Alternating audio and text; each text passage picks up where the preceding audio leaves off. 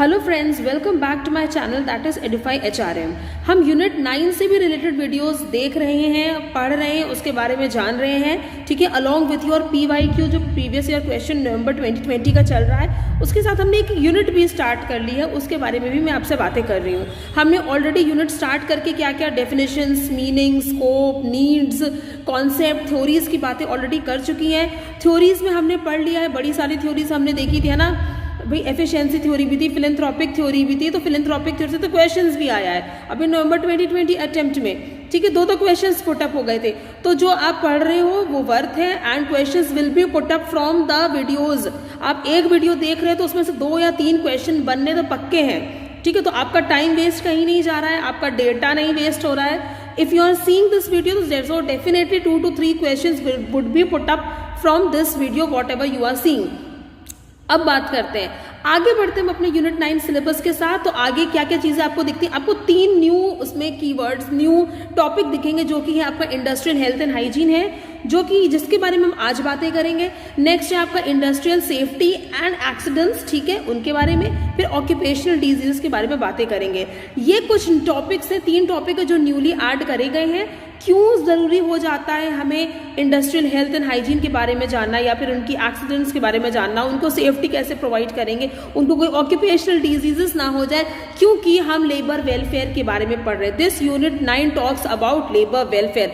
हमें उनको welfare provide करना है। वेलफेयर उनका कैसे होगा? जब हम उनको हेल्दी वर्किंग कंडीशंस प्रोवाइड करवाएंगे, वहाँ पे हाइजीनिक कंडीशंस होगी ना, हाइजीनिक वर्किंग एनवायरनमेंट होगा, उनको कोई ऐसी डिजीजेस नहीं हो जाएगी, ठीक है। कोई ऐसा केमिकल का उनको ज्यादा एक्सपोजर नहीं हो रहा है, उनकी हेल्थ पे तो इफेक्ट नहीं पड़ रहा, उनको एडवर्स इफेक्ट तो नहीं पड़ रहा, उनके माइंड पे, उनके ईयर्स पे, वो डस्ट से उनकी आईज तो नहीं खराब हो रही। तो ये सारी चीजें आपको देखना बहुत ज्यादा इंपॉर्टेंट हो जाता है। यहाँ पर आप फैक्ट्रीज एक्ट 1948 के बारे में हम मोस्टली पढ़ेंगे, क्योंकि हमारे सारे सेक्शंस आगे आप चल के देखोगे कि उसमें से ही लिए गए हैं, ठीक है। और आप फैक्ट्रीज एक्ट 1948 में देखोगे तो 3 स्केड्यूल्स भी बताए गए हैं। और कौन कौन से वो 3 स्केड्यूल है? देखो, स्केड्यूल 1 बताता है कि ऐसी list of those industries that are involving hazardous processes, ऐसी इंडस्ट्री जिसमें हैजार्डस प्रोसेसेस इन्वॉल्व है, हम वो देखते हैं। स्केड्यूल 2 क्या बताता है? स्केड्यूल 2 बताता है कि आपको कितना केमिकल का एक्सपोजर करना है whenever you are involved in some kind of manufacturing process, ठीक है। अगर मान लो आप केमिकल्स यूज कर रहे हो तो कितने लेवल तक परमिसिबल लिमिट बताई गई स्केड्यूल 2 में। स्केड्यूल 3 किसकी बात करता है? नोटिफाइबल डिजीजेस की। अगर आपने एक्सेसिव केमिकल का यूज कर लिया अपने प्रोडक्शन प्रोसेस में, तो वर्कर्स को क्या हो जाएगी? उनको डिजीजेस का सामना करना पड़ जाएगा, ठीक है। तो इस वाले वीडियो में हम स्टार्ट करेंगे इंडस्ट्रियल हेल्थ, किस तरह से हम अपने वर्कर्स की हेल्थ को मेंटेन कर सकते हैं, उनको हेल्दी वर्किंग कंडीशंस प्रोवाइड करवा सकते हैं, उनको हाइजीनिक वर्किंग कंडीशन प्रोवाइड करवा सकते हैं, ठीक है, उनके हाइजीन का ख्याल रखना। तो without further ado let's get started with the video. Alright, so first हम इसकी सबसे पहले मीनिंग देख लेंगे, ठीक है। तो यहाँ पे क्या बात करता है?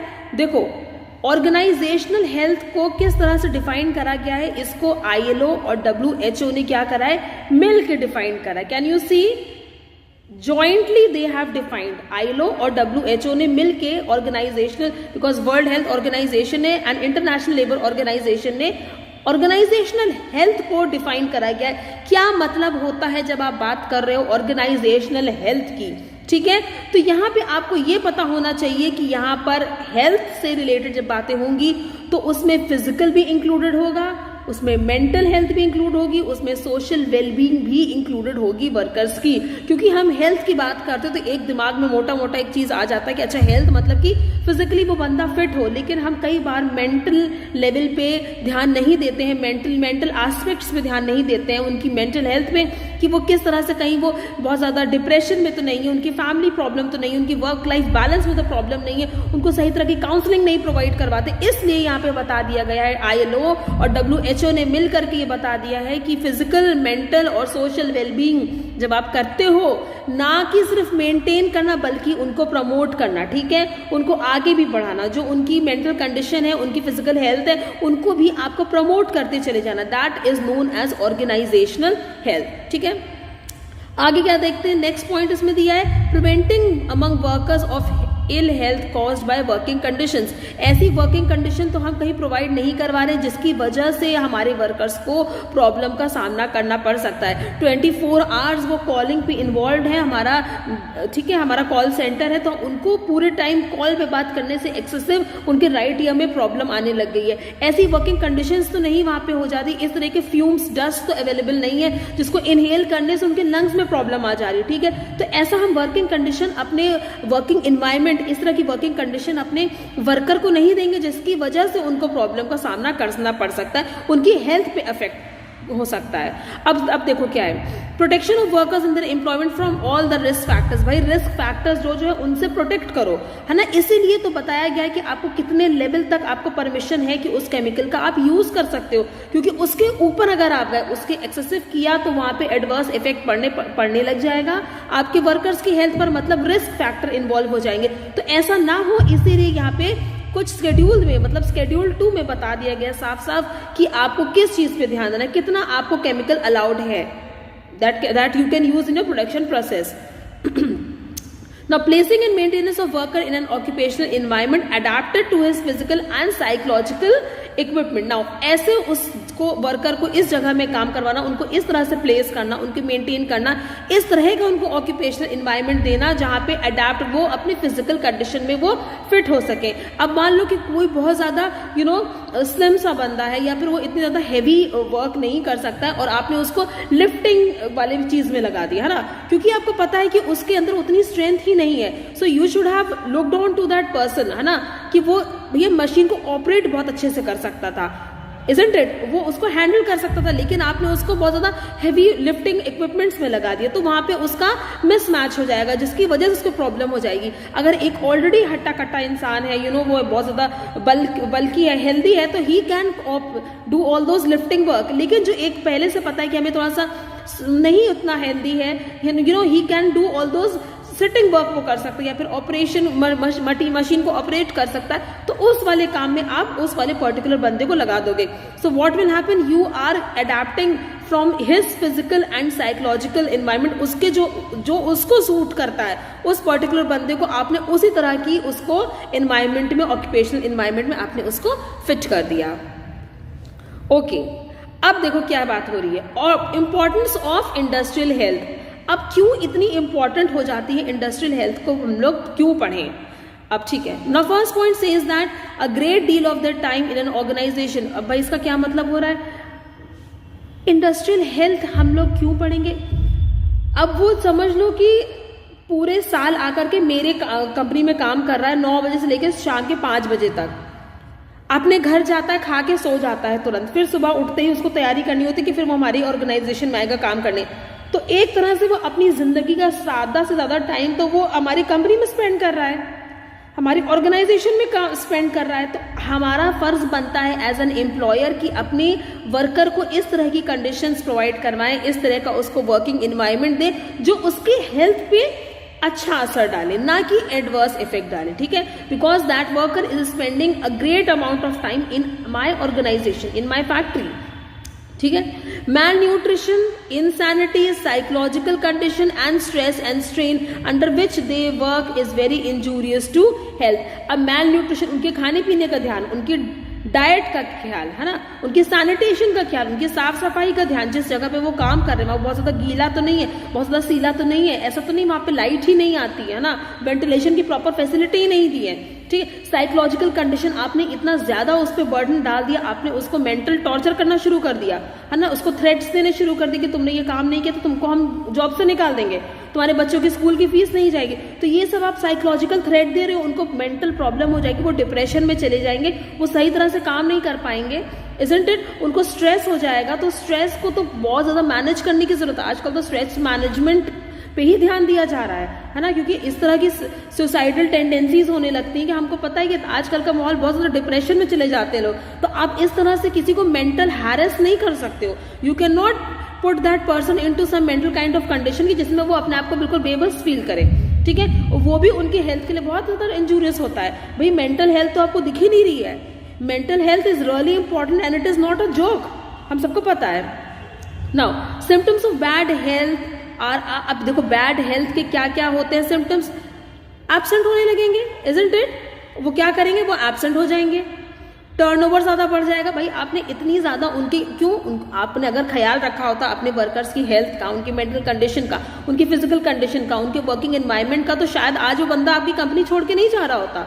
इतना अच्छा वर्किंग फेथफुल बंदा था, लेकिन क्योंकि आपने उसके इंडस्ट्रियल हेल्थ का ध्यान ही नहीं रखा, आपने उस बंदे की हेल्थ का बिल्कुल ध्यान नहीं रखा, तो क्या वो छोड़ के जा रहा है? इनडिसिप्लिन हो जाएगा कि कौन जाए, 2 दिन जाएंगे, 4 दिन तो एब्सेंट हो जाएंगे, क्योंकि हमें पता है कि वहां पे हमारी हेल्थ का ख्याल नहीं रखा जाएगा, हम बीमार पड़ गए, इजंट इट? हमें फीवर आ गया है, या फिर हमारे लंग्स में प्रॉब्लम आ गई है, ठीक है, हमें एस्थमा की प्रॉब्लम हो गई, तो अब क्या होगा, इन सारी प्रॉब्लम्स की वजह से हम अपने काम पे नहीं जा पाएंगे, इनडिसिप्लिन हो जाएगा, हम एब्सेंट होने लगेंगे, हमारी परफॉर्मेंस पे असर पड़ने लगेगा, है ना। जब हम इतना ज्यादा फिट नहीं रहेंगे, अंदर से एंथुसियास्टिक नहीं रहेंगे, हम मोटिवेटेड नहीं रहेंगे, तो क्या होगा, हमारी परफॉर्मेंस बहुत ज्यादा पुअर हो जाती, कौन करे, छोड़ो, बाद में करते हैं, इस तरह वाला एटीट्यूड। और जब हमारी परफॉर्मेंस लो है तो आपकी प्रोडक्शन तो होने ही नहीं वाली।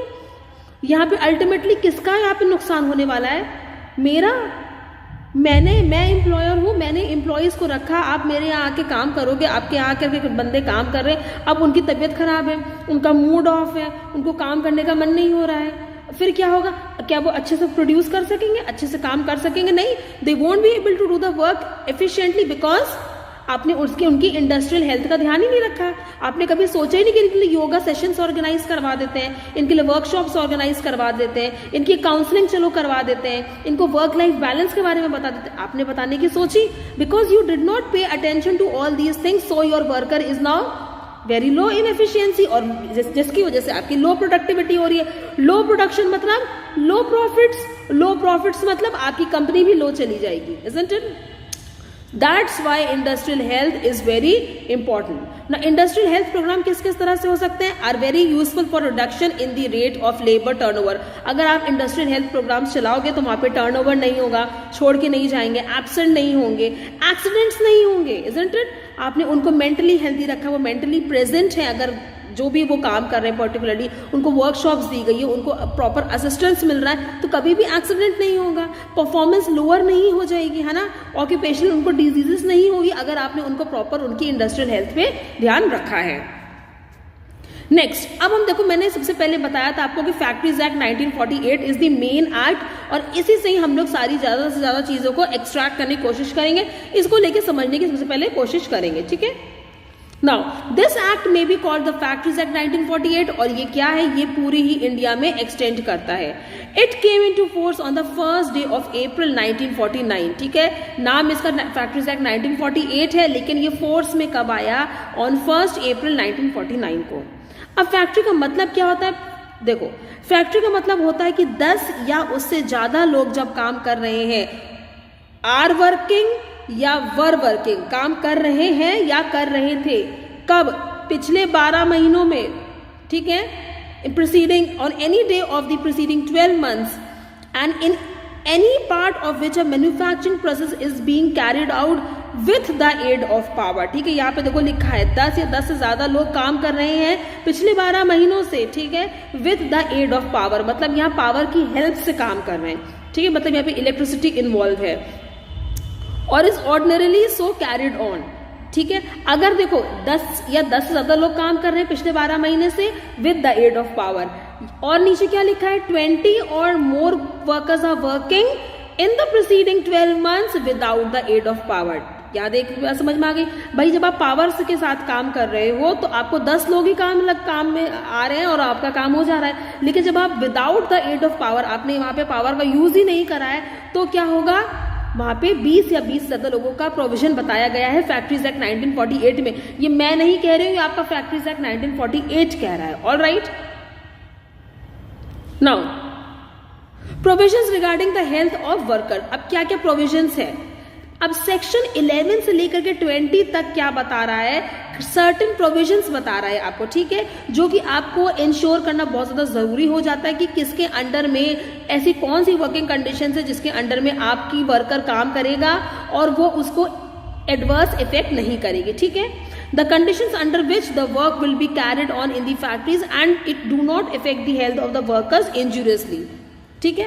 ऐसी कौन कौन सी वर्किंग कंडीशन है वो बताई गई है section 11 to 20 of factories act 1948, जिसके अंडर में आपका वर्कर काम करेगा तो उसको एडवर्स इफेक्ट उसकी हेल्थ पे नहीं होगा, उसको इंजुरियसली कोई भी इसको प्रॉब्लम नहीं हो जाएगी। तो समरी यहाँ पे आपको देखने को मिलेगी फैक्ट्रीज एक्ट की रिलेटिंग टू द वर्कर्स, ठीक है।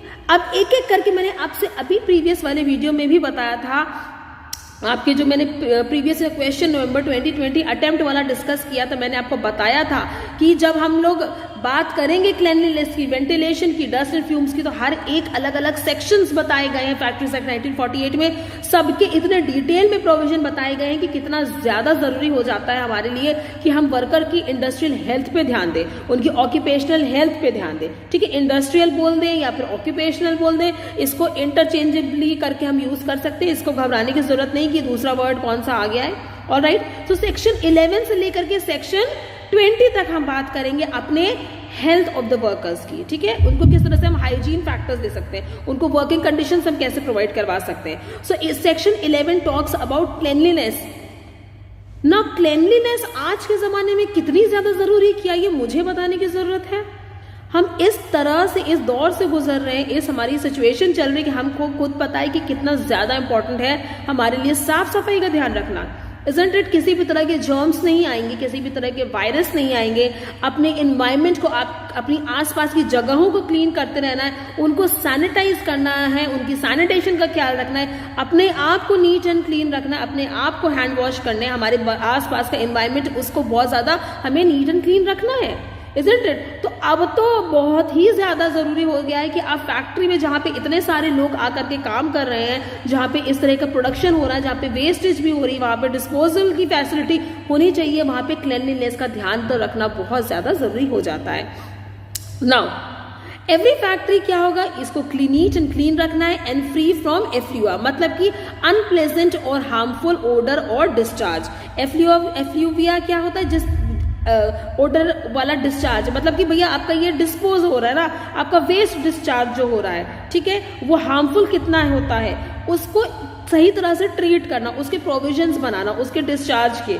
Alright, now arising from any drain, privy or other nuisance and in particular, तो इस तरह की चीजों का आपको बहुत ज्यादा, किसी भी तरह की जो ड्रेनेज फैसिलिटी है, आपका जो वेस्टेज आपको कैसे डिस्पोज ऑफ करना है ना, डिस्चार्ज की फैसिलिटी, ये सारी चीजें आपको, क्योंकि अगर वो वहाँ का जो वेस्ट मटेरियल निकल रहा है, किसी भी तरह की अनप्लेजेंट हार्मफुल ओडर निकल रही, किसी भी तरह की स्मेल है, डिस्चार्ज अगर वो बाहर नहीं निकली, अगर वेंटिलेशन के थ्रू उसको बाहर नहीं निकली, तो वो पूरे रूम में भर जाएगी, आपकी वर्किंग प्लेस में पूरी भर जाएगी, तो जिसकी वजह से आपके वर्कर्स को एडवर्स इफेक्ट होना शुरू हो जाएगा।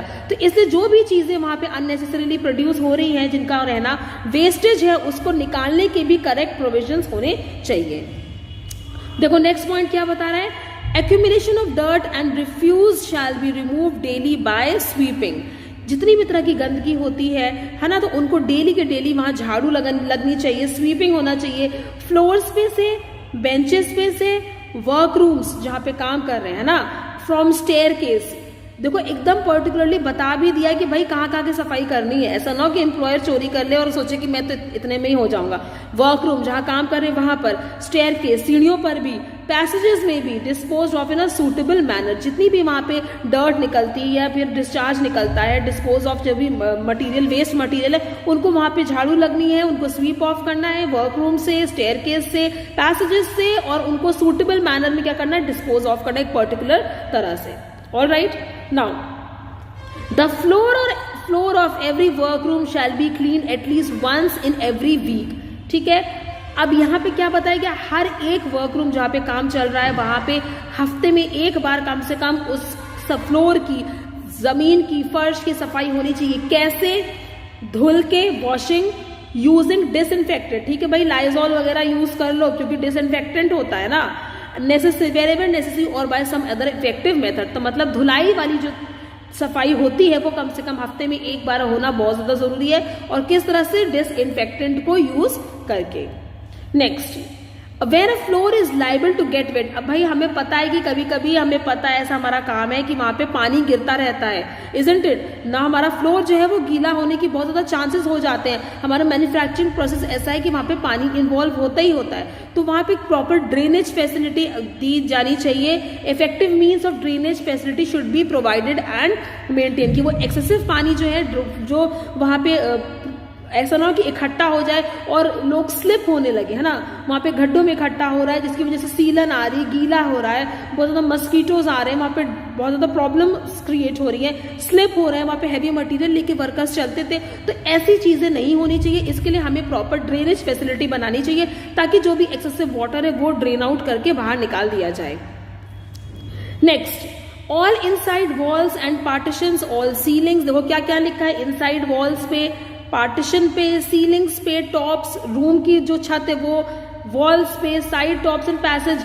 अब देखो क्या होना चाहिए, अब यहाँ पे पेंट की बात कर रहे हैं, ठीक है, क्योंकि अगर आपने बहुत समय तक अपने पेंट, देखो पेंट भी एक तरह का डिसइंफेक्टेंट होता है, आपने साफ सफाई करा के पेंट करवा दी तो कितने सारे जर्म्स और वायरसेस तो ऐसे ही चले जाएंगे, ठीक है।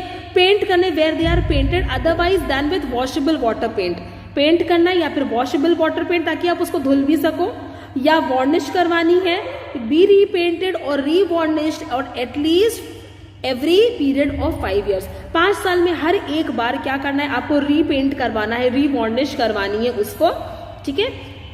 Now where they are painted with washable paint. अब देखो एक एक चीज का, छोटी छोटी चीज का कितना ज्यादा ध्यान रखा गया फैक्ट्रीज एक्ट में। अभी तो हम सेक्शन 11 क्लीनलीनेस की बात कर रहे हैं, अभी तो हम 20 तक जाएंगे और एक एक चीज की बात करेंगे। छोटी छोटी माइन्यूट चीजें भी हैं जो आपको समझना बहुत ज्यादा जरूरी हो जाता है।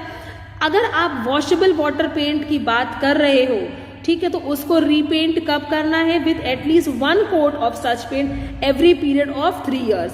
अगर आप वॉशेबल वाटर पेंट की बात कर रहे हो तो वो हर 3 साल में एक उसको फिर से उसकी पेंटिंग करवा देनी है। और वॉश कब होगा, हर 6 महीने पे धुलाई होगी। भाई वॉशेबल है तो धुल सकता है, हर 6 महीने पे हम धुलाई करवा देंगे, लेकिन उसकी रीपेंटिंग जो होगी वो 3 साल में एक बार जरूर हम करवा देंगे, ठीक है। अब वेयर दे आर पेंटेड या वार्निश, वार्निश हमें पता है कि लकड़ी के सामानों पे बहुत ज्यादा होती है, और where they have smooth impervious surfaces, जहाँ पे सरफेस बहुत ज्यादा स्मूथ होते हैं, उनकी सफाई कैसे होगी, once in period of 14 months, 14 महीने में एक बार ऐसे सर्फेसेस की जो यहाँ जहाँ की वार्निश हुई है या फिर उनका स्मूथ सरफेस है तो वहां पर उनकी एक बार सफाई होनी चाहिए। देखो in any case, any other case be kept white wash, ठीक है, वहां पे क्या करना है, उनको वाइट वॉश करना है, कलर्ड वाइट वॉश भी हो सकती है, एंड द वाइट वॉशिंग और colour washing shall be carried out at least once in period of 14 months, ठीक है। व्हाइट वॉश करवा सकते हो या फिर कलर्ड वॉश भी करवा सकते हो। व्हाइट वॉश मतलब सिर्फ आप व्हाइट करवा रहे हो, है ना, कलर्ड वॉश आप कोई भी कलर का करवा सकते हो, it can be colourful also. And the white washing and colour washing, और जो कलर वॉशिंग जो भी आप करवा रहे हो व्हाइट वॉशिंग, वो कम से कम 14 महीने में एक बार होनी चाहिए। देखो क्वेश्चन कहाँ से बनेगा, है ना, पूरी कहानी बता दी, ये नहीं बताया कि क्वेश्चन कहाँ से बनेगा, कोई फायदा ना होने वाला, पढ़ने का सब मिक्सअप हो जाएगा। भाई वो यही पूछेगा कि आप कितने महीने में एक बार आप करवा सकते हो इसकी सफाई, सफाई के बारे में पूछेगा तो आपको पता होना चाहिए। अगर ये पूछ रहा है कि कितने महीने में धुलाई हो सकती है, अगर वॉश पेंट है तो आपको पता होना चाहिए, और कितने साल में एक बार अगर वॉशेबल पेंट आपने करवाया तो फिर से रीपेंट कब होगा ये आपको पता होना चाहिए। तो हर 6 महीने पे क्या है आपका एक बार फिर से आपको, देखो we already read it about this over here, हर 6 months में क्या होगा, उसको वॉश करवाया जाएगा, और हर 3 साल में उसको एक बार पेंट करवाने की बात यहाँ पे बोली गई है, ठीक है। नाउ अब यहाँ पे वार्निश की बात देखो करी गई थी ना, अगर स्मूथ इम्पर्वियस सरफेस है तो 14 महीने में एक बार कम से कम आपको उसकी क्लीनिंग और उसकी सफाई करवानी है। और अदर तरह से बताया गया, अगर वहां पे आपका व्हाइट वॉश करवाया गया तो कम से कम कब 14 महीने में एक बार क्या होगा, उसकी कलर वॉशिंग आप करवा सकते हो, ठीक है। एंड व्हाइट वॉशिंग और colour washing shall be carried out at least once in every period of 14 months। देखो वाटर वॉश पेंट, जो देखो वॉशेबल पेंट की बात अलग होती है, देखो डिफरेंस करके समझेंगे तभी समझ में आएगा। वॉशेबल वाटर पेंट की बात अलग है क्योंकि वो धुल सकता है, तो हर 6 महीने पे धो दो, 3 साल में एक बार हम इसकी फिर से पेंटिंग करवा सकते हैं। लेकिन जहाँ पे हम व्हाइट वॉश करवा रहे हैं या कलर वॉश करवा रहे हैं तो वहां पे क्या लिखा है कि वहां पे 14 महीने में आपको एक बार फिर से उसकी व्हाइट वॉशिंग करवानी है, ठीक है। यहाँ पे धुलने का कोई प्रोविजन नहीं है, आपको क्या करना है, shall be carried out at least once in every period of 14 months, okay. Now all doors and window frames, अब डोर्स और विंडो फ्रेम्स की बात आ गई है, एंड अदर वुडन और मेटेलिक फ्रेमवर्क शटर्स क्या होना चाहिए, इनको भी पेंटेड और वार्निश्ड होना चाहिए। कब कब होगा भाई, टाइम बहुत ज्यादा जरूरी है। जब वार्निश की बात करी गई, पेंट की बात करी डोर्स और विंडो फ्रेम्स की, तो once in period of 5 years, 5 साल में एक बार आप लकड़ी के सामानों को फिर से पेंट करवा सकते हो। डोर्स हो गए, विंडोज हो गए, इनको 5 साल में एक बार आप पेंट या वार्निश इनको करवाओ। अब जितनी भी डेट, भाई किसी में 3 साल कहा है, किसी में 5 साल का है वार्निश में, 6 महीने कहा है धुलाई के लिए वॉशेबल में, व्हाइट वॉश में कहा है 14 महीने में एक बार फिर से करवानी है। तो अभी इतने सारी डेट्स हो गई ना, तो इन डेट्स को मेंटेन करने के लिए भी क्या है, एक प्रिस्क्राइब्ड रजिस्टर होने चाहिए, है ना, वरना ऐसे ध्यान में तो नहीं रहने वाला है। So you have to maintain one prescribed register in which you will be noting down all the dates, and when the next occurring date would be there on which you have to do that particular specified white washing or varnishing or white washable water paints or cleanliness or washing, whatever things are there. Okay.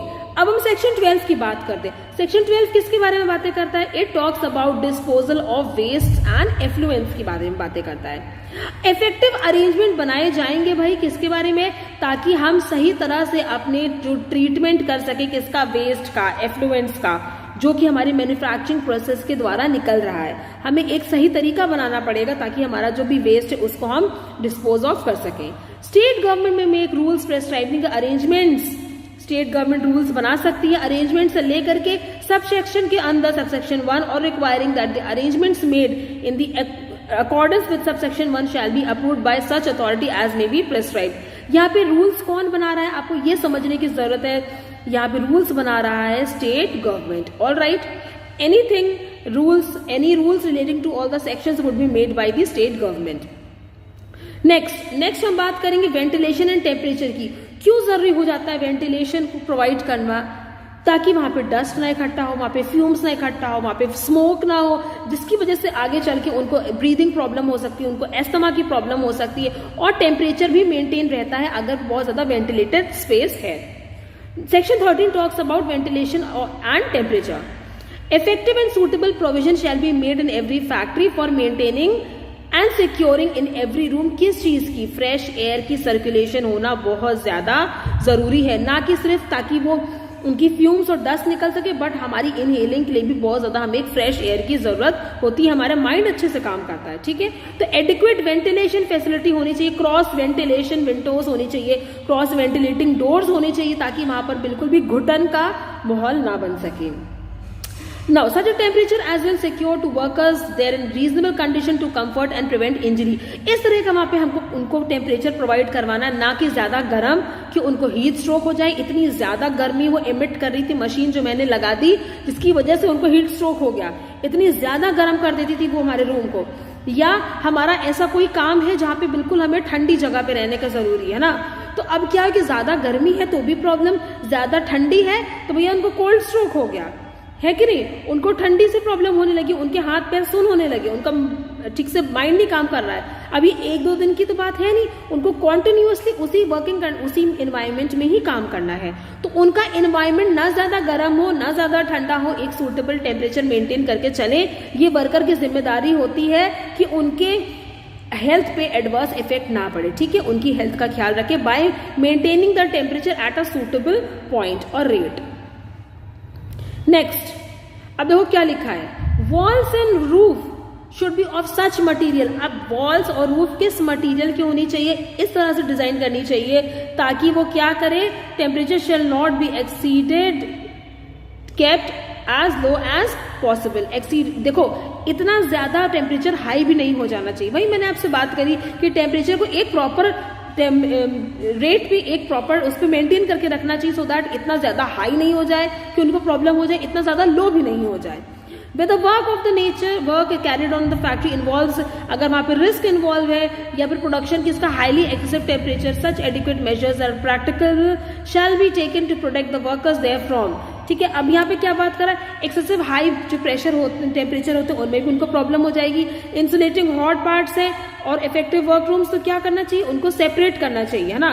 देखो, by separating the process which produces such temperatures from the work room, by insulating the hot parts और by other effective means, अलग अलग तरह से आप ये measures और provisions दे सकते हो जिससे कि आप उस पर्टिकुलर वर्क रूम का टेम्परेचर मेंटेन करो। नेक्स्ट, स्टेट गवर्नमेंट में prescribe standard adequate ventilation and reasonable temperature for any factory. अभी मैंने आपको बताया कि किसी भी तरह का रूल्स रेगुलेशंस या मेजर्स जो देती है वो स्टेट गवर्नमेंट देती है। यहाँ पर भी स्टेट गवर्नमेंट ही बताएगी एडिक्वेट मेजर्स जिसके थ्रू आप वेंटिलेशन दे सकते हो, आप वेंटिलेशन की फैसिलिटी प्रोवाइड कर सकते हो, किस तरह से आप रीजनेबल टेम्परेचर दे सकते हो, अपनी मेंटेन कर सकते हो अपनी फैक्ट्री के अंदर। नेक्स्ट, अब देखो क्या है, अगर वो चीफ इंस्पेक्टर को लगता है that excessively high temperatures in any factory can be reduced by the adoption of suitable measures, he may without prejudice to the rules made under subsection 2 serve on the occupier. अगर chief inspector को लग रहा है कि कोई ऐसी हम लोग टेक्निक यूज करके उस पर्टिकुलर टेम्परेचर को हम रिड्यूस कर सकते हैं फैक्ट्री के अंदर में, तो वो क्या करेगा, वो ऑक्यूपायर को एक नोटिस दे देगा, लिख करके एक ऑर्डर देगा राइटिंग में, ठीक है, an order in writing specifying the measures in which in his opinion should be adopted and requiring them to be carried out before a specified date। ठीक है, अब चीफ इंस्पेक्टर का क्या काम होता है, ये बहुत ज्यादा जरूरी है, मैं अभी से बता दे रही हूँ। चीफ इंस्पेक्टर के बारे में जानना, ऑक्यूपायर के बारे में जानना, आपको कई बार ये लोग दिखेंगे कि हमेशा ही आपको बताया जाएगा अगर चीफ इंस्पेक्टर को लग रहा है कि इनकी नजरों में कोई पर्टिकुलर हम ऐसा मेजर अडॉप्ट कर सकते हैं जिसके थ्रू हम अपने फैक्ट्री के टेम्परेचर को डाउन कर सकते, तो वो तुरंत एक राइटिंग में ऑर्डर लिख करके देगा ऑक्यूपायर को, जो वहां का ओनर होता है, जो सारी रिस्पॉन्सिबिलिटीज को होल्ड करता है, जो सारी चीजों को इम्प्लीमेंट कर सकता है, उनको कि मेरी नजरों में, अब देखो क्या लिखा है, इन हिज ओपिनियन, एक एक वर्ड बहुत ज्यादा इंपॉर्टेंट है, ये कहानी नहीं है कि आप इसको स्किप कर सकते हो। If in the opinion of chief inspector he thinks that so and so measures can be taken to reduce the temperature of the factory, so he would give an order in writing to the occupier of the factory stating that, specifying that so and so measures should be adopted so that the temperature can be brought down and it should be carried out before a specified date that is mentioned। ऐसा नहीं कि उन्होंने लिख के दे दिया और कभी भी वो उस चीज को फॉलो कर सकते नहीं, बल्कि एक स्पेसिफाइड डेट उससे पहले ही आपको अपने ऑर्डर्स को, उनके ऑर्डर को जो चीफ इंस्पेक्टर ने बोला है उसको फुलफिल कर देना है। ओके, नाउ नेक्स्ट के डस्ट एंड फ्यूम्स की हम बात करते हैं। अब क्या यहाँ पे बोल रहा है, हर फैक्ट्री में क्या होता है कि अगर किसी भी तरह का मैन्युफैक्चरिंग प्रोसेस हो रहा है तो वहां पे डस्ट एंड फ्यूम्स तो होते ही हैं, ठीक है। इम्प्योरिटी भी होती है जिसकी वजह से, नेचर की वजह से वहां पे, और वो इंजूरियस होते हैं और ऑफेंसिव भी होते हैं हमारी हेल्थ के लिए। तो हमें क्या जरूरत है, हमें प्रिवेंट करना है कि उसका इनहेलेशन ना हो, उसका एक्यूमुलेशन ही ना हो वर्क रूम में।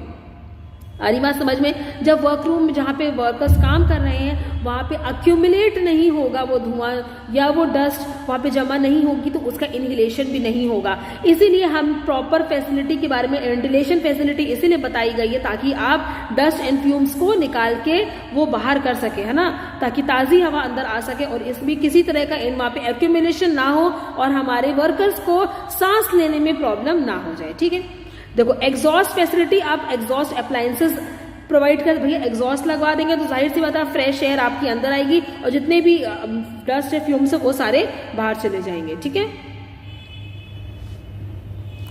Next, in any factory no stationary internal combustion engine shall be operated. देखो क्या लिखा है, किसी भी तरह का स्टेशनरी इंटरनल कंबस्शन इंजन क्या है, no stationary internal combustion engine shall be operated, नहीं करा जाएगा unless the exhaust is conducted into the open air. किसी भी तरह का कंबस्शन इंजन नहीं लगाया जाएगा जब तक कि एग्जॉस्ट को ओपन एयर तक में उसका जो मतलब ओपनिंग है it is not into the open air, and no internal combustion engine shall be operated in any room unless effective measures have been taken to prevent the accumulation of fumes। सीधी सीधी सी बात यहाँ पे यही बता दी गई है कि internal combustion वहां पे इस तरह का कोई इंजन नहीं लगाया जाएगा जब तक कि आपने एग्जॉस्ट की फैसिलिटी नहीं लगा दी है, एग्जॉस्ट नहीं कर लगाया गया ओपन एयर में, तब तक वहां पे किसी भी तरह की फ्यूम्स वाला अक्यूमुलेशन का ऐसा कोई भी प्रोसेस, कोई भी इंजन आप नहीं यूज कर सकते हो inside your factory. Next we will talk about section 15, that is artificial humidification।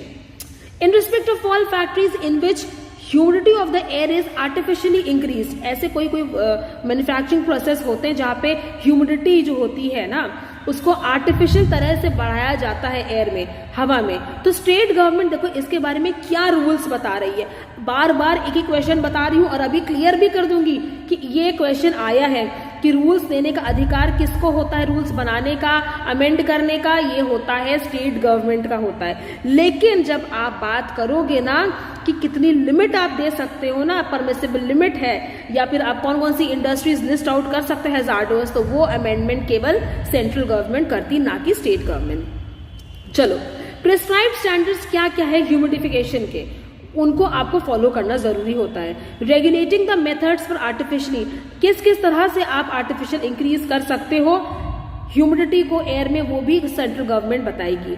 Directing prescribe test for determining the, test भी आपको करवाने पड़ेंगे वहां पर, क्या डिटर्मिन करना, humidity of the air to be correctly carried out and recorded, आप किस तरह से उनको ह्यूमिडिफाई करोगे अपनी वहां की एयर को, क्या क्या मेथड्स यूज करोगे। उसके बाद आपने वो मेथड्स करी तो क्या सच में आपके वहां पे ह्यूमिडिफिकेशन हुआ भी है या नहीं हुआ है, तो वो किस चीज से आप कंफर्म करोगे, वहां पे प्रिस्क्राइब टेस्ट करवाओगे, ठीक है, चेक्स करवाओगे। Next, prescribed methods to be adopted for securing adequate ventilation, अब वेंटिलेशन की बात देखो यहाँ पर भी हो रही है, and cooling of the air in the workroom, इसकी भी बात किसने, सेंट्रल स्टेट गवर्नमेंट ने आपको बता दी है। ऑलराइट, तो यहाँ पे क्या बोला गया, there shall be in every workroom of a factory in existence on the date of the commencement of this act at least, क्या बोला गया, 9.9 cubic meters, and of a factory built after the commencement of this act at least 4.2 cubic meters, क्या बोला गया, of space for every worker employed therein, क्योंकि जब कोई worker काम करता है तो उसको एक पर्टिकुलर स्पेस की जरूरत होती है, आप एक रूम में हद से ज्यादा लोगों को भर नहीं सकते हो, इसलिए फैक्ट्रीज एक्ट 1948 ने पहले से ही यहाँ पे क्या कर दिया, स्पेसिफाई कर दिया है, मेंशन कर दिया है, क्या of a in every workroom, क्या बता रहे, in every workroom of a factory in existence on the date of the commencement of this factory, जब commence हुई है, on the date of the commencement of this act, ठीक है, when this act was commenced at least 9.9 cubic meters, and of a factory built after the commencement of this act, देखो दो बातें बताई है,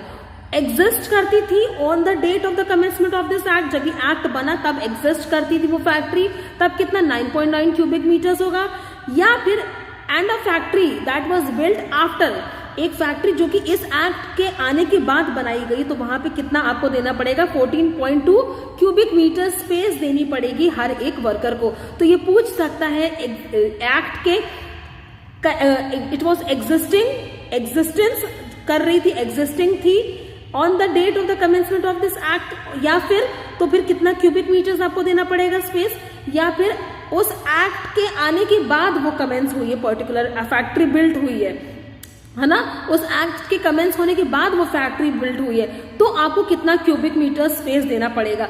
सो questions can be build up from here and from here, ठीक है, exist करती थी on the date of the commencement, build up हुई है after the date of the commencement, तो क्या क्या आपको क्यूबिक मीटर्स देना पड़ेगा स्पेस अपने वर्कर को। Alright, if the chief inspector by order in writing so requires, there shall be posted in each workroom of a factory a notice specifying that maximum number of workers who may, in compliance with the provision of the service section, be employed in the room। अब देखो यहाँ पे कितनी बड़ी बात लिखी हुई है, आपको समझ में आया। चीफ इंस्पेक्टर होता है वो एक ऑर्डर देगा लिख करके कि ज्यादा से ज्यादा कितने लोग उस रूम में काम कर सकते हैं। देखो भाई, हमने तो यहाँ पढ़ लिया ना इस वाले एक्ट में कि कितने यहाँ पे क्यूबिक मीटर्स देना है, ये तो फैक्ट्रीज एक्ट में लिखा हुआ है, लेकिन अगर चीफ इंस्पेक्टर को लगता है ना, पहले भी हमने देखा कि अगर उसकी ओपिनियन में लगता है कि ऐसी कोई मेजर्स या प्रोविजन हम अडॉप्ट कर सकते हैं जिसके द्वारा आप अपने टेम्परेचर को कम कर सकते हो, तो वो तुरंत एक ऑर्डर लिख के देगा राइटिंग में ऑक्यूपायर को। यहाँ पर भी वही बात हो रही है। अगर देखो ये सारी बातें तो बता ही दी है कि commencement of this act, after the commencement of this act इतने इतने क्यूबिक मीटर्स देना है, लेकिन इसके बाद भी अगर चीफ इंस्पेक्टर को लगता है कि मैक्सिमम नंबर कितने होने चाहिए, भाई एक रूम में काम कर रहे हो तो वहां कितने लोग होने चाहिए, तो वो एक नोटिस को लिख करके देगा कि आप एक रूम में कितने लोगों को एम्प्लॉय कर सकते हो, ठीक है। So what who will do this, chief inspector करेगा by order in writing. Chief inspector may by order in writing exempt, अब देखो एग्जेम्प्ट भी कर सकता है chief inspector, subject to such conditions as he may think fit to impose any workroom from the provisions of this section. If he is satisfied that the compliance therewith in respect to the room is unnecessary in the interest of the health of the workers employed therein, अब वो exempt भी कर सकता है। अगर वो देखेगा कि नहीं ऐसा कोई हैजार्डोस काम तो नहीं हो रहा है यहाँ पर कि जिसके लिए एक पर्टिकुलर स्पेस मेंटेन करने की जरूरत हो, है ना, तो वो इन सारे रूल्स को, इन सारे सेक्शंस को क्या करेगा, प्रोविजंस को एग्जेम्प्ट भी करा सकता है। चीफ इंस्पेक्टर, कौन, चीफ इंस्पेक्टर के नजरिए में अगर सब ठीक है तो वो एग्जेम्प्ट भी करा देगा। मतलब ये वाला जो आपका सीन है ना, ये वाला सीन तब वहां पे लायबल ही नहीं होगा, ठीक है। तो वहां पे क्या होगा, ये चीज लायबल ही नहीं होगा आपका ये वाला सीन, क्योंकि चीफ इंस्पेक्टर को लगता है। और चीफ इंस्पेक्टर को अगर ये भी लगता है कि नहीं बहुत ज्यादा खतरनाक हैजार्डोस काम हो रहा है, तो वो ये भी स्ट्रिक्ट ऑर्डर्स निकाल देगा कि मैक्सिमम कितने नंबर्स वहां पर मेंबर्स वहां पे आप एम्प्लॉयर्स को रिड्यूस कर सकते हो, कितने मैक्सिमम मेंबर्स को you can employ over there, उसके ऊपर आप नहीं कर सकते हो। नाउ सेक्शन 17 किसके बारे में बातें करता है, इट टॉक्स अबाउट लाइटिंग के बारे में। अब लाइटिंग हमें पता है कि हम अपने घरों में भी, अपने रूम में भी वी ऑलवेज थिंक कि एक वेंटिलेटेड और एक लाइटेड रूम हो, है ना, भले ही नेचुरल लाइट आ रही है तो वो सनलाइट से हो रहा हो या फिर हमारे आर्टिफिशियल लाइट हो, लेकिन वो लाइट की जरूरत हमें बहुत ज्यादा जरूरी होती है।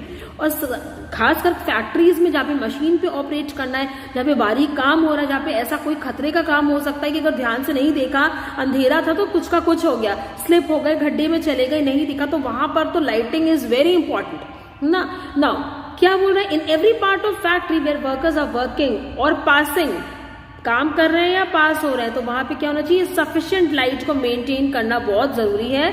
सूटेबल लाइटिंग होनी चाहिए, भले ही वो नेचुरल हो या फिर आर्टिफिशियल हो या फिर दोनों की दोनों हो। तो लाइटिंग की फैसिलिटी देना, प्रोवाइड करवाना is very important. In every factory all glazed windows है, स्काईलाइट्स हैं, used for the lighting of the workroom shall be kept clean on both the inner and outer surfaces. Windows है, skylights है, जो कि जिससे कि आपको पता है कि रोशनी आती है ना, तो उसको अंदर की तरफ से और बाहर की तरफ से बिल्कुल क्लीन होना चाहिए। ऐसा नहीं कि बारिश की बूंदें जम गई है तो धूल आ गई है उसपे, no, it shall be kept clean both on the inner and as well as the outer surfaces. And so far as compliance with the provision of any rules made under the subsection 3 of section 13 will allow free from obstruction. In every factory, effective provision shall, so far is practicable, be made for the prevention of. अब क्या prevention बताया गया यहाँ पे, glare either directly from a source of light or by reflection from a source, smooth or polished surface. अब glare कैसे बोलेगा, या तो डायरेक्ट ग्लेयर आ रहा है, रोशनी की आपको आ रही है, या फिर क्या रिफ्लेक्ट करके, है ना। कोई ऐसी हमें पता है कि कोई चीज अगर चमकीली होती है या फिर बर्तन भी हमारे होते हैं स्टील के, तो उससे लाइट पड़ के रिफ्लेक्ट होती है ना, तो किस तरह से आप लाइटिंग की फैसिलिटी प्रोवाइड करवा सकते हो, या तो डायरेक्ट आ रही हो या फिर रिफ्लेक्शन हो रहा हो, स्मूथ सर्फेस से वो या पॉलिश सर्फेस से रिफ्लेक्ट होकर के आ रही है। Formation of shadows to such an extent as to cause eye strain or the risk of accident of any worker. ऐसा तो नहीं कि वहां पे शैडो हो रही हो, भाई लाइट पीछे से मेरे आ रही थी बहुत ज्यादा, अब मेरा वर्किंग इधर सामने थी, अब पीछे से आ रही है तो भाई शैडो क्रिएट हो गई, मेरे को ठीक से दिखा नहीं तो मेरी आईज पे स्ट्रेन पड़ रहा है, इजंट इट, बिकॉज लाइटिंग की फैसिलिटी तो दी गई लेकिन वो करेक्ट डायरेक्शन में नहीं है, करेक्ट तरह से नहीं आ रही है ना, तो उसकी वजह से भी क्या होगा, रिस्क हो सकता है, एक्सीडेंट हो सकती है। भैया इतनी परछाई हमारी पड़ती थी, जहां मुझे काम करना उसी पर परछाई पड़ती थी, क्योंकि लाइटिंग तो मेरे पीछे कर दी उन्होंने, तो आपकी आईज पे स्ट्रेन पड़ सकता है, साथ में आपकी एक्सीडेंट भी यहाँ पे कॉज हो सकते हैं।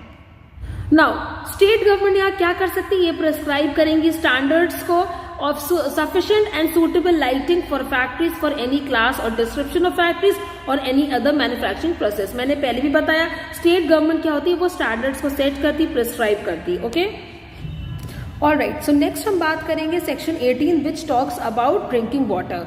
तो ड्रिंकिंग वाटर कैसा होना चाहिए, वो सफिशिएंट होना चाहिए सप्लाई में, sufficient supply of wholesome drinking water, मतलब पीने के लिए अच्छा पानी, साफ पानी प्रोवाइड करवाना है हमें अपने वर्कर्स को फैक्ट्री के अंदर। और जहां पर भी हम पानी की व्यवस्था बना के देंगे वहां पर लिखा होगा ड्रिंकिंग वाटर, ठीक है, वहां पे आपको लिखवा देना ऐसी लैंग्वेज में जो कि वर्कर्स को समझ में आती है या वो जानते हैं। And no such point shall be situated, और पीने के पानी के पास क्या है 6 मीटर तक वहाँ पे कोई ऐसी वॉशिंग प्लेस नहीं होनी चाहिए, यूरिनल, लैट्रीन, स्पिटून थूकने की जगह, वॉशिंग की जगह वहाँ पे नहीं होना चाहिए, ओपन ड्रेन कैरिंग सलेज और एफ्लुएंट ऑफ और एनी सोर्स ऑफ कंटामिनेशन, ठीक है।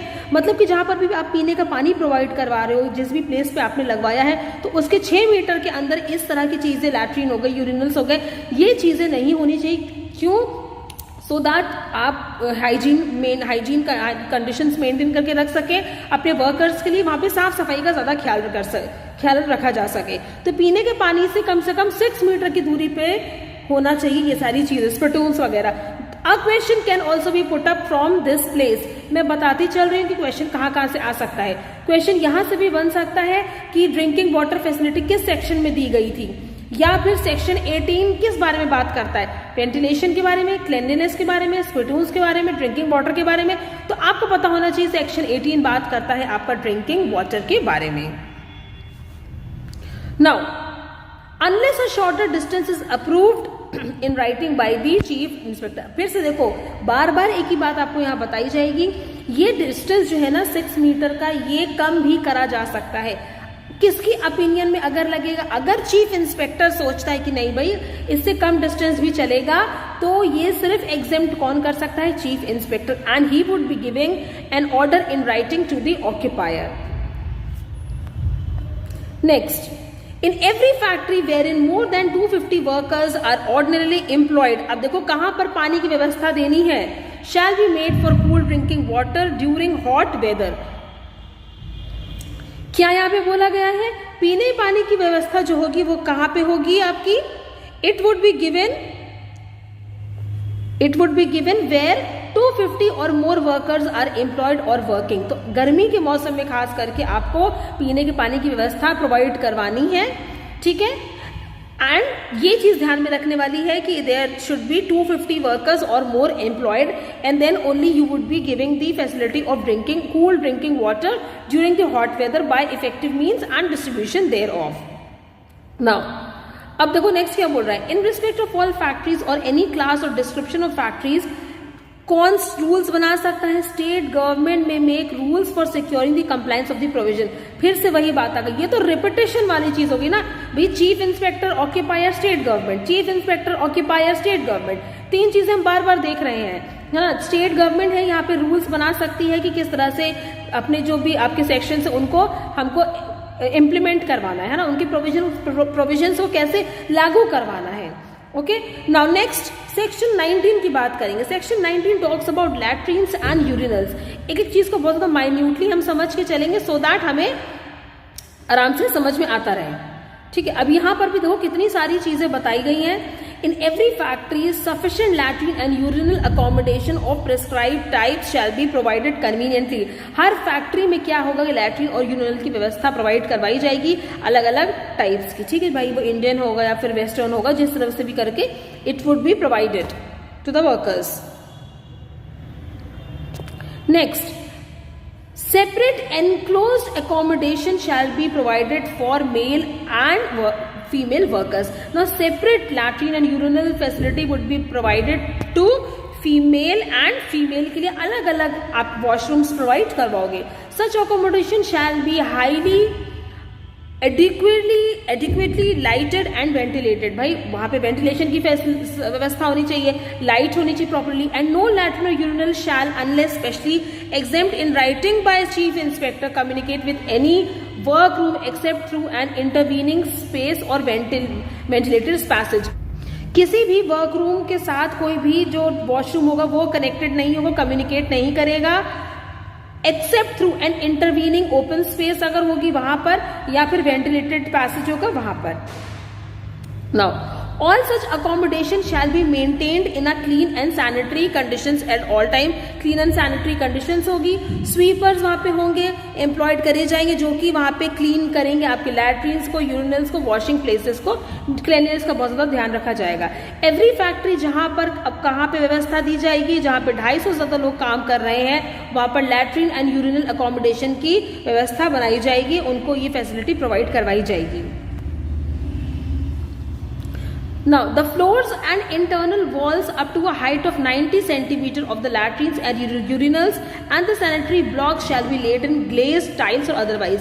अब देखो, जो walls होती हैं, जो floors होते हैं, internal walls होती है, तो उसकी 90 सेंटीमीटर हाइट तक आपको क्या करना है, वहाँ पे टाइल्स को लगवा देना है और otherwise finish to provide a smooth polished impervious service.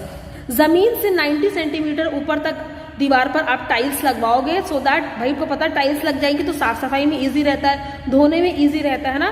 Smooth polish कोई सरफेस वहां पे होना चाहिए. Now the floors portion of the walls and blocks so laid or furnished and the sanitary pans of latrines and urinals shall be thoroughly washed. अब देखो साफ सफाई का भी बताया गया, धुलना है, क्लीन करना है एटलीस्ट. भाई एक एक चीज वॉशरूम की सफाई तक का बताओ दे दिया यहाँ पर कि 90 सेंटीमीटर तक आप टाइल्स लगाओ. हर 7 दिन में उसकी वॉशिंग और क्लीनिनेस होनी चाहिए डिटर्जेंट से और डिसइंफेक्टेंट से. आप देख रहे हो कितनी साफ सफाई का पे ध्यान रखा जा रहा है. स्टेट गवर्नमेंट क्या बताएगी, ये प्रिस्क्राइब कर सकती है नंबर ऑफ लैट्रिन्स, कितनी लैट्रिन्स और यूरिनल्स बना के देना है in any factory in proportion to the number of male and female workers. कितने मेल और फीमेल वर्कर्स काम कर रहे हैं उसी के प्रोपोर्शन में कितने लैट्रिन और यूरिनल्स प्रोवाइड करवाने हैं, ये कौन बताएगा, इसके रूल्स और प्रिस्क्रिप्शन देगी state government. Okay, now section 20 talks about spittoons. Section 20 इसके बारे में बात करता है स्पिटून्स के बारे में. In every factory there shall be provided a sufficient number of spittoons. हर फैक्ट्री में सफिशिएंट नंबर देने हैं आपको स्पिटून्स के in convenient places, all right, and they shall be maintained in a clean and hygienic condition. clean और hygienic condition वहाँ पे होनी चाहिए. स्टेट गवर्नमेंट क्या करेगी, ये रूल्स बना सकती है प्रिस्क्राइबिंग द टाइप के बारे में and the number of spittoons to be provided and in their and the location in the factory, कि किस टाइप का होगा, कितने नंबर होंगे और किस जगह फैक्ट्री में रखा जाएगा. ये आपको स्पिटून्स के बारे में कौन बताएगा, किस किस जगह पे रखा जाएगा, ये स्टेट गवर्नमेंट प्रिस्क्राइब करेगी. उनकी मेंटेनेंस, उनकी क्लीनलीनेस, उनकी हाइजीनिक कंडीशन. भाई ऐसी कोई जगह आपने बना दी है ना, जो स्पिटून्स मतलब it is use for spitting, you are not allowed to spit here and there in the factory. One particular place has been provided and you are allowed to spit only in that particular area or in that particular vessel kind of thing. तो उसको cleanliness, उसकी साफ सफाई, उसकी जगह हमें पहले ही बता दिया गया है कि 6 मीटर तक पीने के पानी के पास तो ऐसी कोई भी हम जगह नहीं बनाएंगे, ना लैट्रिन और यूरिनल्स बनाएंगे, ना वॉशिंग प्लेसेस, ना स्पिटून्स बनाने वाले. भैया वहां पर तो साफ सफाई होनी चाहिए. No person shall spit within the premises of the factory. जैसे कि मैंने बताया इधर उधर थूक नहीं सकता है. A notice containing this provision and the penalty. अगर आपने इधर उधर फैक्ट्री में कहीं भी थूका तो उसके लिए पेनल्टी होगी. ठीक है, अगर आपने भरना पड़ेगा अगर आपने इधर उधर स्पिट करने की कोशिश करी. Whosoever spit, अगर किसी ने स्पिट करा है तो वो पनिशेबल ऑफेंस होगा और वहां पे फाइन कितना दिया जाएगा, 5 रुपीज. 5 रुपए से ज्यादा नहीं आपसे फाइन लिया जाएगा, but 5 rupees would be taken as the punishable offence and the penalty you have to fill. Okay, तो अभी हमने बात कर ली है अपने फैक्ट्रीज एक्ट 1948 के बारे में. Now we will talk about mines act 1952. Mines act 1952 क्या है, ये भी एक्सटेंड होता है होल ऑफ इंडिया पे. It shall come into force on sub dates or dates as the central government may by notification in the official gazette. किस तरह से आया है, ये नोटिफिकेशन दिया गया है सेंट्रल ऑफिशियल गैजेट में. दैट अपॉइंटमेंट होगा एंड डिफरेंट डेट्स में be appointed for different provisions of this act for different states, but not later than 31st December 1953. 31st December 1953 के बाद नहीं होना चाहिए, उससे लेटर नहीं होना चाहिए. ठीक है ना. माइन का मतलब क्या होता है, माइन्स का मतलब होता है excavation where any operation for the purpose of searching, या तो सर्च कर रहे हैं and for obtaining minerals.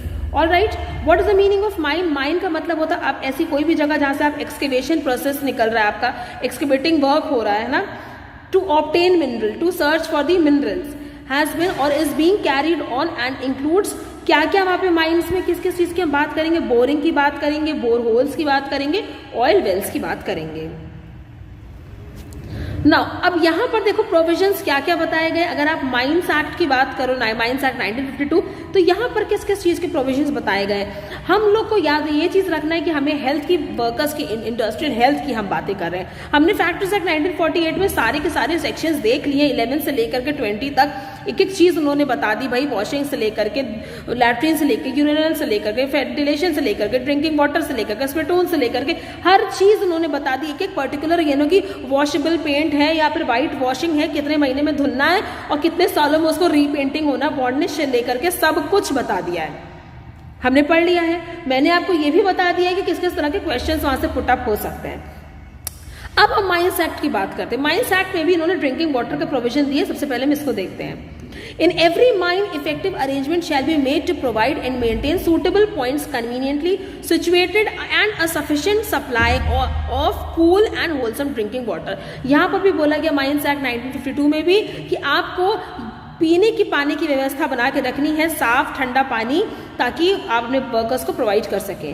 Provided that in case of persons employed below ground, the chief inspector may, in lieu of drinking water being provided and maintained and suitable points, permit any other effective arrangements to be made for such supply।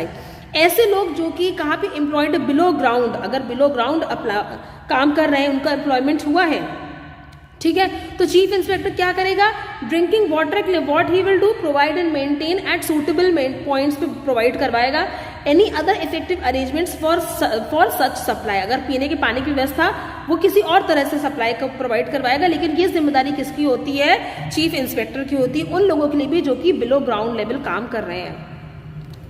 All such point, जहां जहां भी आपने पीने के पानी की व्यवस्था बना के रखी है, उसको आपको क्या लिख के देना है, वहां लिखा होना चाहिए ड्रिंकिंग वाटर। एक ऐसी लैंग्वेज जो कि अंडरस्टूड हो सके by the majority of the persons working or employed in the mine. And no such point shall be situated within 6 metres. देखो सेम चीज यहाँ पर भी लिखी हुई, कैन यू सी 6 मीटर्स। तो मतलब कि फैक्ट्रीज एक्ट में जो बात हमने पढ़ी थी, ये यहाँ पे सिर्फ उसका रेपिटेशन है, उसका रिविजन है, सेम बातें वहां पर भी बताया गया था हमें कि ड्रिंकिंग वाटर जहां पे भी होगा, आपको ऐसी लैंग्वेज में उसको मेंटेन करके लिखना है, so that you understand that everybody, every worker who is working, he may come and understand that yes, it is drinking water because it is written in the language which is understood by the majority of the people working over there। Next point, drinking water की जहां पे आप facility बनाओगे वो cool wholesome drinking water, तो 6 metre तक कोई भी वॉशिंग प्लेस, लैट्रिन, यूरिनल नहीं होना चाहिए।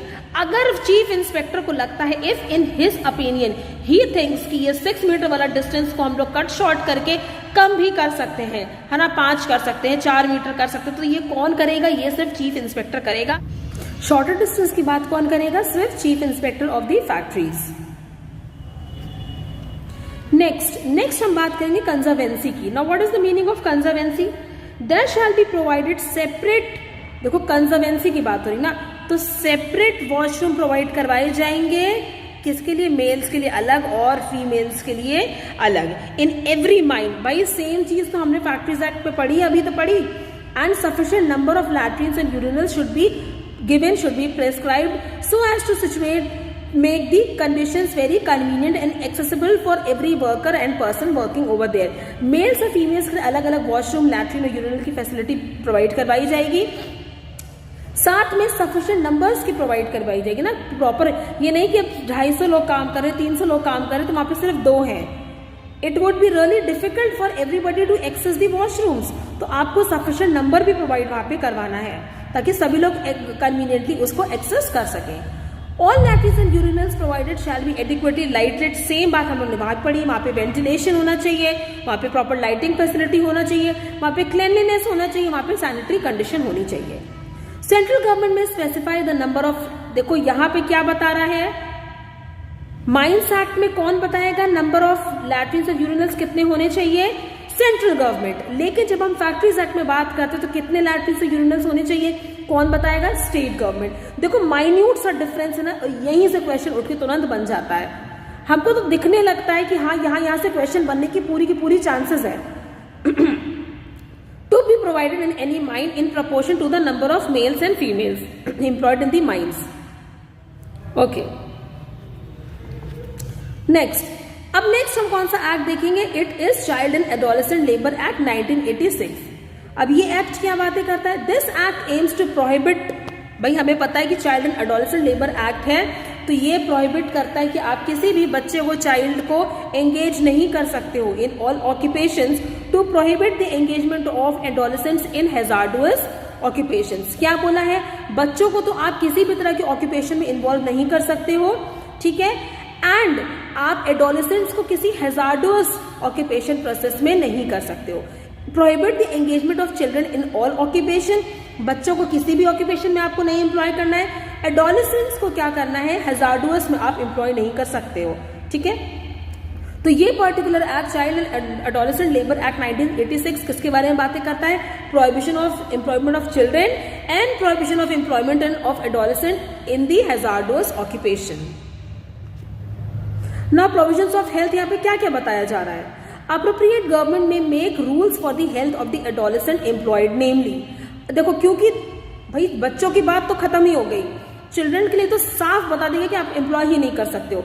किनको एम्प्लॉय कर सकते हो, एडोलेसेंट्स को, लेकिन वो भी हैजार्डस प्रोसेसेस नहीं होने चाहिए।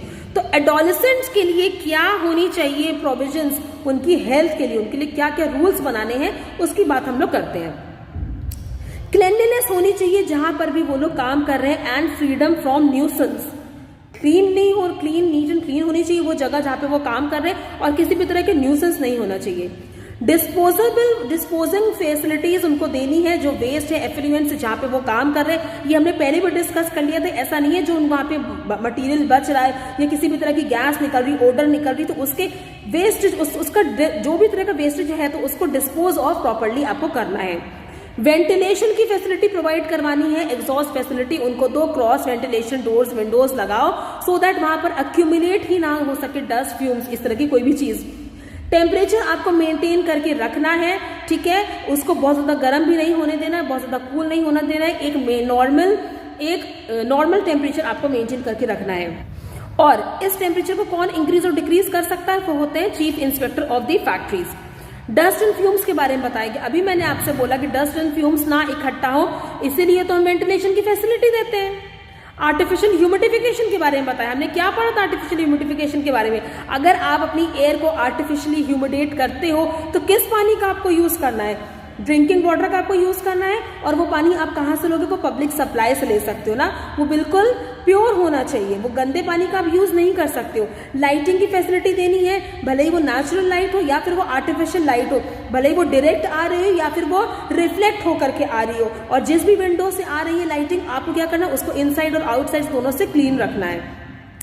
नेक्स्ट, ड्रिंकिंग वाटर के बारे में क्या बताया गया, ड्रिंकिंग वाटर 250 लोग हैं या उससे ज्यादा तो आपको अपनी फैक्ट्री में ड्रिंकिंग वाटर फैसिलिटी प्रोवाइड करवानी है, स्पेशली गर्मी के मौसम में तो बिल्कुल करवानी है। और हमने क्या देखा, जहां पर भी ड्रिंकिंग वाटर की फैसिलिटी आप दोगे तो वहां पे आपको उस लैंग्वेज में बड़ा बड़ा आपको लिखवा देना है कि ड्रिंकिंग वाटर, उस पानी पीने की जगह के 6 मीटर के आसपास में कोई भी इस तरह की लैट्रिन वॉशरूम अवेलेबल वहां पे सिचुएटेड नहीं होनी चाहिए। लैट्रिन्स और यूरिनल्स के बारे में क्या बोला गया है, यहाँ पर भी मेल्स और फीमेल्स के लिए सेपरेट फैसिलिटी प्रोवाइड करवाई जाएगी और सेपरेट नंबर्स भी दिए जाएंगे ताकि उन लोग आराम से एक्सेस कर सकें। स्पिटून्स किसके कौन से सेक्शन में था, spittoons if I talk about factories act 1948 किस सेक्शन में था, it was under section 20। Spittoons के लिए भी कहा गया था कि वो जिस जगह पे है तो वहां पर भी उसको भी साफ सफाई का ध्यान उसमें रखना चाहिए, और आप इधर उधर स्पिट नहीं कर सकते हो फैक्ट्री में। If you have violated this rule then you would be charge a fine of ₹5 and not more than that. Alright, so next we will talk about Contract Labor Regulation and Abolition Act 1970। ये act क्या बोलता है, this act applies to every establishment, ये act हर establishment में apply होता है। कहां पर, जहां पर 20 या उससे कहां पे होता है ये apply, It is applied where 20 or more workmen are employed or were employed on any day of the preceding 12 months। 12 महीने में अगर कभी भी वो एम्प्लॉयड थे 20 या उससे ज्यादा लोग, तो वहां पर क्या होता है, ये अप्लाई हो जाता है आपका कौन सा act, contract labour regulation and abolition act 1970। It shall not apply to establishments in which worker only of an intermittent मतलब not continuous, वहां पे अप्लाई नहीं करेगा, और कैजुअल नेचर इज परफॉर्म। ऐसी मैन्युफैक्चरिंग प्रोसेस, ऐसी एस्टैब्लिशमेंट जहां पर कंटिन्यूअसली काम नहीं होता है ना, नॉट कंटिन्यूअस, कैजुअल नेचर का परफॉर्म होता है, तो वहां पर contract labour regulation act apply नहीं होगा। देखो साफ लिखा है, not apply to establishment in which only of intermittent, अगर सिर्फ इंटरमिटेंट वर्क हो रहा है कैजुअल नेचर का, तो ये एक्ट वहां पे अप्लाई नहीं होगा। If a question arises whether work performed in an establishment is of intermittent, अब ये बात कौन बताएगा कि वो वर्क इंटरमिटेंट है, कॉन्टिन्यूस है कि नहीं है, कैजुअल है कि नहीं है। अब किसी को ये भी डिफाइन करने की जरूरत है ना। Now you will ask me ma'am what is the meaning of intermittent, क्या मतलब होता है, कैजुअल नेचर का क्या मतलब होता है, तो यही क्वेश्चन यहाँ पे उठता है, ठीक है। Whether work performed in an establishment is of intermittent or casual nature, तो कौन बताएगा, appropriate government shall decide that question after consultation with the central board. ये कौन डिसाइड करेगा वहां पे जो काम हो रहा है वो कैजुअल है, कॉन्टिन्यूस है कि नॉन कॉन्टिन्यूस है, अप्रोप्रिएट गवर्नमेंट डिसाइड करेगी और किसके साथ कंसल्ट करने के बाद, सेंट्रल बोर्ड के साथ कंसल्टेशन करने के बाद वो ये डिसाइड करेगी। A state board and it's decision shall be final, और किसका डिसीजन फाइनल माना जाएगा, यहाँ पर स्टेट बोर्ड का बिल्कुल फाइनल माना जाएगा। नेक्स्ट, अब प्रोविजंस हेल्थ की, क्योंकि हम लोग तो यहाँ पे मेन हमारा वो तो हमने थोड़ा सा समझा है कि भैया कॉन्ट्रैक्ट लेबर एक्ट क्या बोलता है, child labour regulation prohibition act क्या बोलता है, इन पूरे एक्ट्स की बात तो हम लेबर लॉ में करेंगे। जब हम वो पढ़ेंगे तो पूरे थरली एक्ट्स को जाएंगे। अभी तो ये हमें सिर्फ एक्ट्स, माइंस एक्ट उठा लिया, फैक्ट्रीज एक्ट उठा लिया, अभी तो मैं सिर्फ इंडस्ट्रियल हेल्थ की बात कर रही हूँ। टॉपिक से स्टिक होके चलेंगे ताकि हमारा टॉपिक पढ़ने का मकसद पूरा हो। हम सारे एक्ट्स को लेकर चल रहे हैं और उसमें जो भी इंडस्ट्रियल हेल्थ के बारे में बताया गया है वो मैं आपके साथ शेयर कर रही हूँ, साथ में उनकी थोड़ी सी इंट्रोडक्शन भी आपको दे रही हूँ कि उसका क्या मतलब होता है। Next we will talk about provisions related to health. क्या क्या प्रोविजंस रिलेटिंग हो सकते हैं जब हम आप contract labour regulation abolition act की बात कर रहे हो। सबसे पहले तो वो ये आपको बताएगा कि ड्रिंकिंग वाटर फैसिलिटी आपको प्रोवाइड करवानी है। सेम हमने माइंस एक्ट में पढ़ा है, सेम हमने फैक्ट्रीज एक्ट में पढ़ा है कि ड्रिंकिंग वाटर की फैसिलिटी तो आपको देनी ही देनी है। लैट्रिन्स एंड यूरिनल्स की facility you have to provide to your workers, उनको मेल्स के लिए अलग, फीमेल्स के लिए अलग होनी चाहिए। वॉशिंग फैसिलिटी आपको प्रोवाइड करवानी है अपनी वर्कर्स के लिए। यहाँ पे हम एक और चीज क्या देखते हैं कि कैंटीन की फैसिलिटी भी प्रोवाइड करवाई जाएगी। कहाँ पर कैंटीन फैसिलिटी होगी, अगर 100 या 100 से ज्यादा लोग एम्प्लॉयड हैं आपकी फैक्ट्री में तो वहां पर आपको कैंटीन सेटअप करवाना है। और कैंटीन में कैसे, सब्सिडाइज रेट पे, नीट एंड क्लीन, अच्छा साफ खाना कम रेट पे बाहर से आप प्रोवाइड करवा सकते हो ताकि आपके वर्कर्स की हेल्थ को एडवर्स इफेक्ट ना पड़े। Next we will talk about first aid box. अगर किसी तरह की कोई दुर्घटना हो जाती है हमारे काम करते समय, हमारी इंडस्ट्री के अंदर, हमारी फैक्ट्री के अंदर, तो हमारे पास फर्स्ट एड बॉक्स होना चाहिए, फर्स्ट एड की फैसिलिटी होनी चाहिए, इवन वहां पे डॉक्टर्स अवेलेबल होने चाहिए, एम्बुलेंस की फैसिलिटी होनी चाहिए कि बिना देर करे आप तुरंत उस पर्टिकुलर वर्कर को ट्रीटमेंट दे सको। देन रेस्ट रूम की फैसिलिटी यहाँ पे प्रोवाइड करवाने को बोला गया है कि उनको, ताकि so that in their free hours they can go and utilise that space and उसके साथ वो रेस्ट कर सकते हैं वहां पे।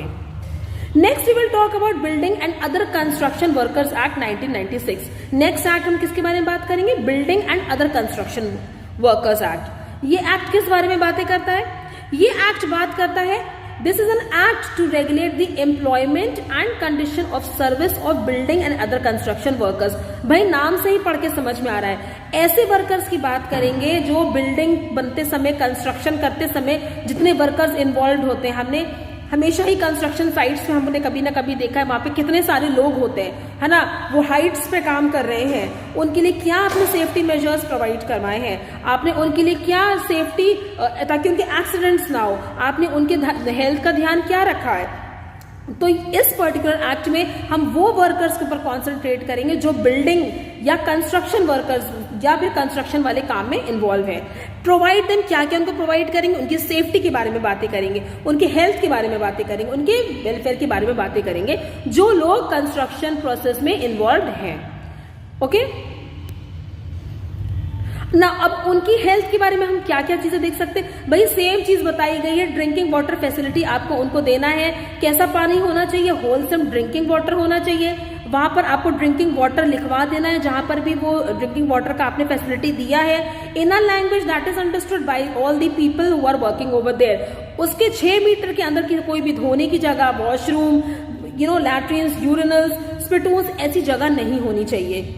लैट्रिन्स और यूरिनल्स नेक्स्ट है, ये भी हेल्थ के लिए बहुत ज्यादा जरूरी है कि यहाँ पे क्लीनलीनेस होनी चाहिए। और साथ में क्या बोला गया है, it shall not be necessary to provide separate urinals where less than 50 persons are employed. अब देखो हमने क्या एक नई बात यहाँ पे पढ़ी ये एक्ट बता रहा है बिल्डिंग एंड कंस्ट्रक्शन वाला, अगर 50 से कम लोग काम कर रहे हैं तो सेपरेट प्रोवाइड करने की जरूरत नहीं है लेडीज और जेंट्स को, आप सिंगल प्रोवाइड भी कर सकते हो, उसको यूज करा जा सकता है। और where the latrines are connected with waterborne sewage system. Okay, next हम क्या देखते हैं, अकोमोडेशन के बारे में यहाँ देखते हैं। The employer shell provide free of charge and with in near work site temporary living accommodation. अब यहाँ पे देखो रहने की व्यवस्था की भी बात हो रही है। जो वर्कर्स आपके फैक्ट्री में आके काम कर रहे हैं, आपको उनको फ्री ऑफ कॉस्ट एम्प्लॉयर क्या करेगा, उनको रहने की भी वहां पे प्रोविजन देगा, उनको घर भी प्रोवाइड करवाएगा ताकि वो जिस जगह पे काम करें उसी के पास रह सके और आराम से अपने कन्वेंस से वो आ जा सके। विथ कुकिंग प्लेस, अब जो रहने की व्यवस्था कराई गई वहां पे किचन होना चाहिए, ठीक है, बेदिंग फैसिलिटी होनी चाहिए, नहाने का होना चाहिए, वॉशिंग फैसिलिटी है, लेबोरेटरी फैसिलिटी, ठीक है, ये सारी फैसिलिटी उनको प्रोवाइड करवाएगा। नेक्स्ट यहाँ पे क्रैश की फैसिलिटी की भी बात देखो कर रहा है ये, ठीक है, building and construction workers act. यहाँ पे क्या होगा, for more than 50 female workers. Crash क्या होता है, ठीक है, छोटे बच्चे जो होते हैं उनके, अगर मदर्स आपके यहाँ काम करी फैक्ट्री में तो उनके लिए क्रैश की फैसिलिटी भी प्रोवाइड करवाई जाएगी। लेकिन कब, जबकि आपकी फैक्ट्री में 50 या उससे ज्यादा फीमेल वर्कर्स काम कर रही हैं तो आप वहां पे क्रैश की फैसिलिटी प्रोवाइड करवाओगे। There shall be a creche for the use of children below 6 years. जो 6 साल से छोटे बच्चे हैं उनके लिए वहां पे फैसिलिटी प्रोवाइड करवाई जाएगी। मतलब लेडीज अपने बच्चों को वहां छोड़ सकती हैं और अपने काम को ज्वाइन कर आराम से कर सकती हैं। Then next we will talk about first aid. First aid भाई मैम ने ऑलरेडी बात कर ली कि वहां पे फर्स्ट एड किट भी प्रोवाइड करवाई जाएगी। ऑलराइट, सो अब हम लोग बात करेंगे अप्रेंटिसेस एक्ट 1961 की। यहाँ पे क्या लिखा हुआ है, प्रोविजंस ऑफ, जो प्रोविजंस फैक्ट्रीज एक्ट 1948 के थे वही अप्लाई करेंगे आपके कहां पर, provisions of factories act 1948 shall apply in relation to the health safety and welfare. जो प्रोविजंस, जो सेक्शंस हमने बात करे थे फैक्ट्रीज एक्ट में वही सारे अप्लाई हो जाएंगे कहां पर, आपके अप्रेंटिसेस एक्ट 1961 में भी। जो ड्रिंकिंग वाटर फैसिलिटी थी, जो वेंटिलेशन थी, जो क्लीनलीनेस थी, जो लाइटिंग की फैसिलिटी थी, जो डस्ट एंड फ्यूम्स की थी, स्पिटून्स की थी, वॉशरूम की थी, वो सारे के सारे जो प्रोविजंस है वो कहां पे लग जाएंगी, वो यहाँ पर भी फॉलो होंगी इन योर अप्रेंटिसेस एक्ट 1961। ये एक्ट किस लिए होता है थोड़ा सा उसके बारे में जान लेते हैं। An act to provide for the regulation and control of, क्या करेंगे हम, रेगुलेट करेंगे एंड कंट्रोल करेंगे ट्रेनिंग ऑफ अप्रेंटिसेस। जो लोग ट्रेन कर रहे हैं ना, अप्रेंटिस होते हैं, उनकी अप्रेंटिसेस को हम ट्रेन करेंगे यहाँ पर, क्योंकि अप्रेंटिस का मतलब ही होता है कि अभी इतने एक्सपर्ट नहीं हुए है ना, तो उनको हम ट्रेन करने की बात यहाँ पे करते हैं। पर्पस क्या होता है इस एक्ट का, the main purpose of this act is to provide practical training. हम प्रैक्टिकल ट्रेनिंग प्रोवाइड करेंगे जो कि टेक्निकली क्वालिफाइड लोग होते, टेक्निकली क्वालिफाइड तो हैं, डिग्री होल्डर तो हैं, लेकिन उनके पास पर्टिकुलर ट्रेनिंग नहीं किसी काम को करने के लिए। ऑब्जेक्टिव क्या होता है, ताकि आप न्यू जो स्किल है, जो स्किल्ड मैन पावर है, उनको आप प्रमोट कर सकें। The scheme is also extended to engineers and diploma holders. All right students, so we have completed what, हमने इंडस्ट्रियल हेल्थ वाला पार्ट जो है वो कंप्लीट कर लिया है ना, इंडस्ट्रियल हेल्थ वाला हमने कर लिया है। अब हम हाइजीन के बारे में बात करेंगे। ओके, अब नेक्स्ट टॉपिक जिसको हम लोग कवर करेंगे अपने नेक्स्ट वीडियो में वो होगा हमारा इंडस्ट्रियल हाइजीन, और इससे रिलेटेड हम लोग सारी चीजें देखेंगे। Okay, so I would personally recommend कि आप लोग कम से कम जो हमने हेल्थ वाला पढ़ा है, जितने सेक्शन, जितने एक्ट्स पढ़े, उसको एक बार रिवाइज करके आइएगा। So yes, now we will meet in our very next video that would be based upon industrial hygiene, जो इसी ही टॉपिक का continuation है। So हम लोग कल मिलते हैं। Till then, take care, bye bye.